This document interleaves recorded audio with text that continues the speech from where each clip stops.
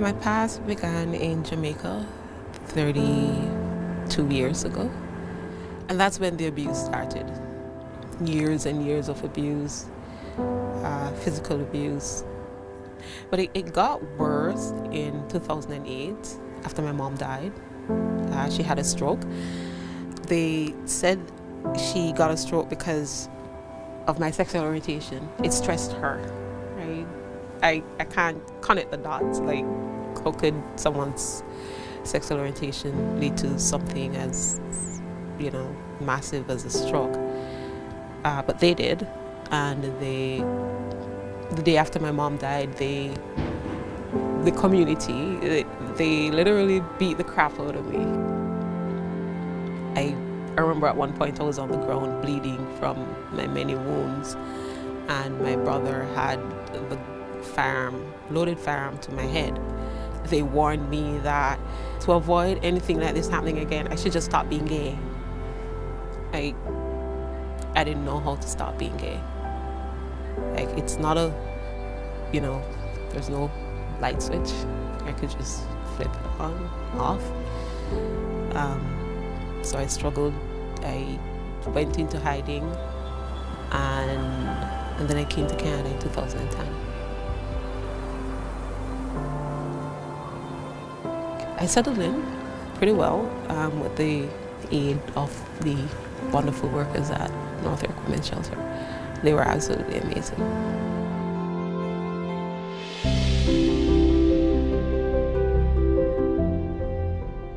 A brilliant acronym that one of the staff came up with was HER, and the acronym stands for Healing, Empowerment, and Refuge.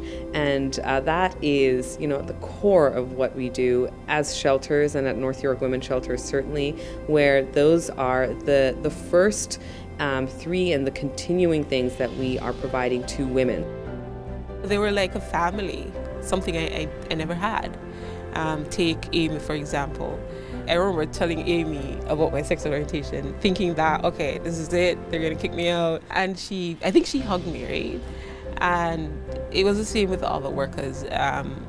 They were just amazing, and they encouraged me to be who I am. Being who I am is probably one of the greatest accomplishments I've had so far. I can't compare anything to that.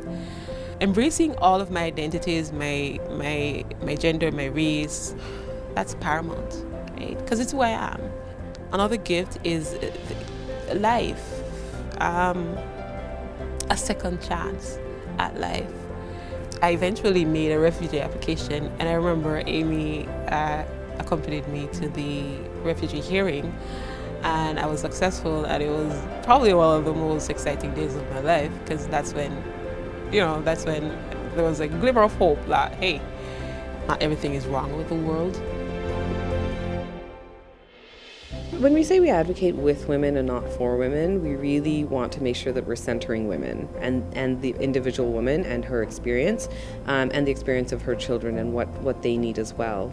We are very careful to not pressure women or to make decisions for women that either they don't want to make or they're not ready to make, or they maybe have a whole other way of sort of handling their own lives. Women and children come here to rebuild, and that is what is happening in the shelter. If not for other advocates, I wouldn't be here, right? I wouldn't be here. So I think I have a role to play I think I need to add my voice to the, numerous calls for change. Why do we do what we do at VAW shelters? I think, as with a lot of social justice organizations, there's a conviction here that this work is important, that it is critical, and that it will result in a shift. I think there's always hope. I think anyone that's doing this work is doing it because of a certain kind of optimism and a certain kind of determination. Just like a lot of lawyers or a lot of other advocates, I don't think they do it for the money, right? And I just think they're amazing people. So we all have a role to play, whether it's giving off your time, giving off your resources, whatever, financially or otherwise, I think we all have a role to play.